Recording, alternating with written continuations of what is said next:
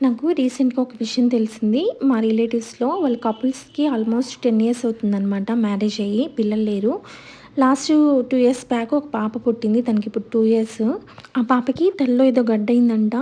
దానికి operation చేయాలన్నారంట. Almost 95 lakhs అవుతుంది. అంత అమౌంట్ అంటే ఎవరికైనా కష్టమే కదా! హాస్పిటల్స్‌తో తిప్పారు కానీ పాపం మా పాప చనిపోయింది రీసెంట్‌గానే. నిజంగా చాలా బాధేసింది. ఇదంతా మీకెందుకు చెప్తున్నాను అంటే, ఒక ప్రాణం ఇవ్వడం ఎంత కష్టమో, అదే ప్రాణము డబ్బు లేదు అన్న కారణంతో మనము వాళ్ళని పోగొట్టుకున్నాము అనంటే, అది ఎంత అసలు నరకమో అది మనకే తెలుస్తుంది. 2 ఇయర్స్ బ్యాక్ మా వారు ఇన్సూరెన్స్ తీసుకున్నప్పుడు, ఎందుకు అందరూ బానే ఉన్నారు కదా! ఇప్పుడే ఎందుకు ఇన్సూరెన్స్ అని అరిచాను కానీ, ఇప్పుడు అదే చాలా బెటర్ అనిపిస్తుంది.